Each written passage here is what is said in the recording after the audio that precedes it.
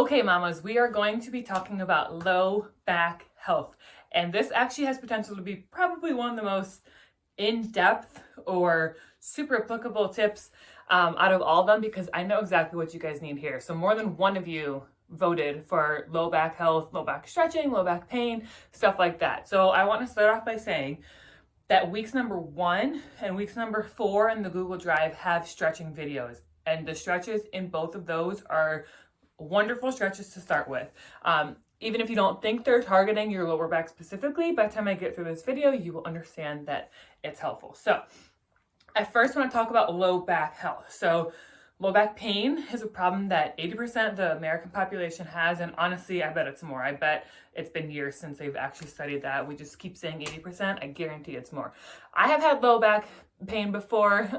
Thankfully, it's not chronic, it's not long-term, but one of my most passionate subjects is the pelvic region, not just because of the pelvic floor, like well before pregnancy, before I loved the core and pelvic floor, I loved the pelvic region and the trunk because of the relation that they have to a lot of problems such as low back pain. So first thing that you need to understand is when your low back hurts, it is not just your low back creating the problem, and it might actually not be your low back creating the problem at all. So our pelvic region, there's a lot that play onto each other. So the reason a lot of people's lower backs hurt right here, painful, is actually because they have tight hip flexors or tight hamstrings. And why do you have tight hip flexors or hamstrings? Because you sit all day.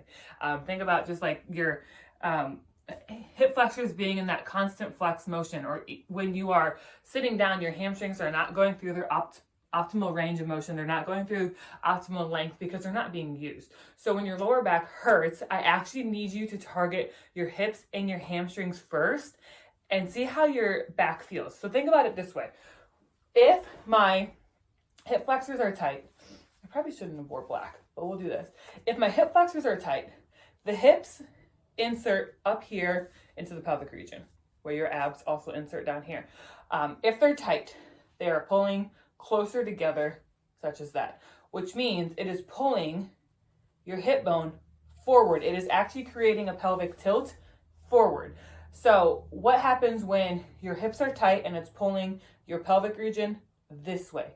It's lengthening your hamstrings back here. So that means that they are longer than normal, which means they're at risk for injury, which also means it is pushing pressure into your lower back by creating a lesser range of motion for your lower back. So hips are tight, so we're just natural here. Hips are tight, pulls my hips down. And you might not be able to just see this. It's something that actually happens by the muscles themselves, not necessarily how your body looks, the frame. So hip flexors are tight, just picture it this way. Pulls it downward. Tightens here and elongates your hamstrings there.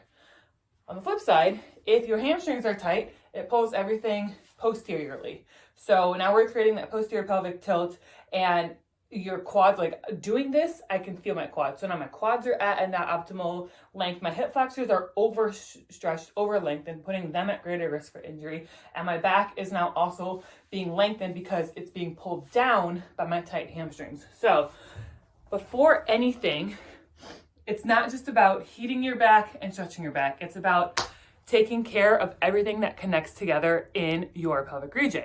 So I want you to focus on stretching your hip flexors, stretching your hamstring, and keeping everything loose. So it is good to do both dynamic and static stretching when you are trying to relieve an issue such as this. Dynamic is going through movement. So for example, if I'm going to be doing a hip flexor stretch right here, this is great to do at the end of the workout, but you might need to go through range of motion. So extend, hamstring stretches, go forward, hip flexor, go back again, do it slowly, a few seconds in each area.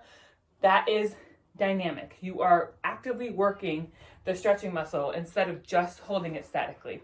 Other things you can do that are dynamic. So in a plank position, you can come up, stretch the hip flexor, a torso twist, open into it. You can drop that back knee down, unwind, back to a plank, take the other leg up, stretch into it. Some of these you will see in that stretching video. You can also do the static stretching, which everyone might know. So we're here, just holding. You can be sitting on the ground with your legs stretched out, just holding. Don't forget to keep things loose. So it could be, a few extra wake up stretches, like the beginning of a yoga class, when you wake up in the morning, when you get to your office desk, do a few inhale, exhale ups. You can do a few torso twists or some reaches up and over, and you can do everything in a seated position because I am seated right now, so it's possible.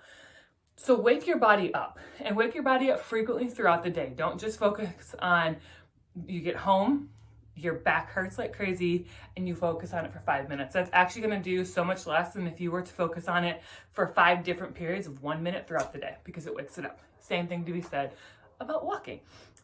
Get up from your desk or whatever you're sitting at and go for a quick walk. My favorite tip is to actually just drink a lot of water. So have a cup, try to finish a certain amount of that cup in an hour. So those big jugs are great, but if you have a smaller cup that you have to refill, it serves a lot of purposes. It tells you where you're at. So like it's a 12-ounce cup. You're gonna finish that 12 ounces in an hour or an hour and a half. But when you are finished with it, you have to get up, move your body to walk to the refrigerator, the drinking fountain, whatever it is, to refill it. You might also have to get up and go to the bathroom. Walk to the bathroom because you have to pee so bad. So my favorite tip is to focus on your hydration intake in intervals throughout your day, because that also is going to make you get up and move. And getting up and moving, again, more frequently throughout the day is going to be better than waiting for the end of the day or the beginning of your day and just moving your body like crazy. So to sum this up, go back to weeks 1 and 4 and look at those stretching videos. If you would like more stretches after that, please let me know. It is super easy to put those together. I can just throw another one in week 6. Like, honestly, that's totally fine.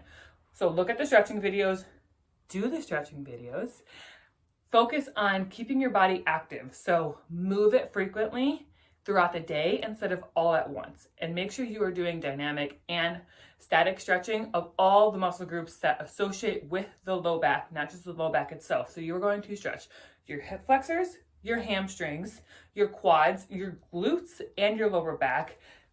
Basically just like feel all loosey-goosey in here, okay? So low back health comes from muscle groups that aren't actually your lower back. Who would have thunk? Let me know what other topics we want to cover for future weeks.